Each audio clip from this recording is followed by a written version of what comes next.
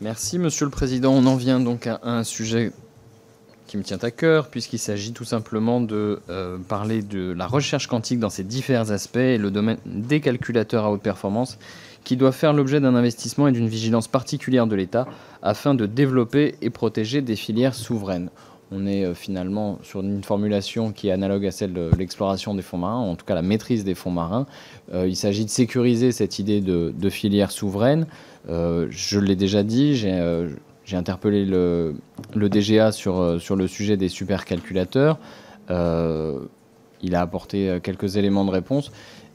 Nous serions plus sereins si ces engagements étaient formalisés avec un amendement de ce type. Je crois que, Monsieur le Ministre, on va pouvoir converger là-dessus. Monsieur le rapporteur. Sagesse. Oui, c'est conforme avec la présentation que je vous ai faite par ailleurs, donc avis favorable. Demande d'intervention, je mets donc aux voix cet amendement 440 avec un avis de sagesse du rapporteur et favorable du gouvernement, qui est pour, qui est contre, qui s'abstient. Cet amendement est donc adopté. Nous en venons à la... Merci, Monsieur le Président. D'abord, je voudrais remercier Monsieur le Ministre, une fois n'est pas coutume, et notre collègue Pouzireff, qui n'ont pas cru nécessaire de faire preuve de goguenardise pour évoquer ce sujet grave, ni de mettre en concurrence la sécurité civile et les armées, et qui ont bien voulu aller au fond du sujet. Ce que je crois, c'est qu'il est important de noter une chose, c'est que face au réchauffement climatique, nous avons la conviction qu'il existe un intérêt général humain, que toute l'espèce, d'une certaine façon, est menacée par le réchauffement global, et que nous devons, en tant que membres du P5 en particulier, promouvoir l'idée d'une action de coopération la plus large possible pour faire face à ces catastrophes. Je crois que nous pouvons nous retrouver d'abord sur cette idée. Nous avons, avec cette question du réchauffement climatique et des catastrophes qu'il amène, la possibilité, nous avons un levier pour revivifier justement l'ONU, qui est la seule instance que nous possédions pour représenter une forme d'intérêt général de l'espèce humaine. Et je note que ça n'exclut absolument pas d'autres formes de coopération bilatérale ou régionale. La coopération en Méditerranée, par exemple, soit pour la dépollution, soit pour la lutte contre les incendies, est tout à fait pertinente et elle mériterait d'être réinvestie. Elle a été un peu négligée ces dernières années. Merci. Donc, on peut tout à fait réécrire. Je vous propose que dès maintenant, on ne s'assure pas de la création, parce qu'effectivement, la France toute seule ne pourra pas s'assurer, mais elle pourra au moins proposer. Et c'est le rôle de la France que d'être moteur sur des sujets comme celle-là. Donc nous proposons dès maintenant, si vous voulez, une nouvelle version qui parle de proposer cette création de casque bleu. L'amendement 443 du groupe La France Insoumise. Monsieur Saint-Toul.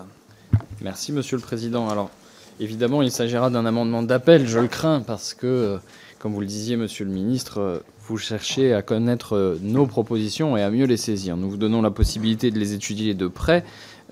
Si nos collègues adoptent cet amendement, il sera demandé au gouvernement de procéder à une étude sur la mise en place d'une conscription citoyenne, civile et militaire, rémunérée 9 mois, ou le temps d'une mission, destinée à de jeunes adultes, et qui fera donc l'objet d'un rapport au Parlement.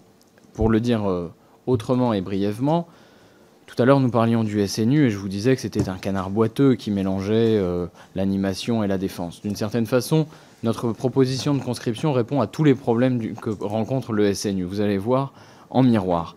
Le SNU, ce sont des mineurs. Eh bien, il y a un problème à mélanger la défense et l'animation concernant des mineurs. Je crois qu'il vaut mieux consacrer une formation de défense pour des adultes. Ce SNU, il est trop court ou trop long. Vous n'apprenez rien dans le domaine de la défense en 2 semaines, peut-être de l'éducation civique éventuellement, mais rien dans le domaine de la défense qui soit utile à la patrie. En revanche, c'est beaucoup trop long s'il s'agit simplement d'une journée d'initiation, comme on l'a pu la connaître avec la JAPD. Vous voyez un problème, évidemment, du point de vue du droit ou de l'autorité parentale, je ne reviens pas dessus. Vous avez un problème de logistique dès lors que vous imaginez caserner ou en tout cas déplacer ces mineurs. Nous ne proposons pas le casernement. Et puis, on voit bien que les missions elles-mêmes sont bancales, un coût éducatif, un coût civique, on ne sait plus trop.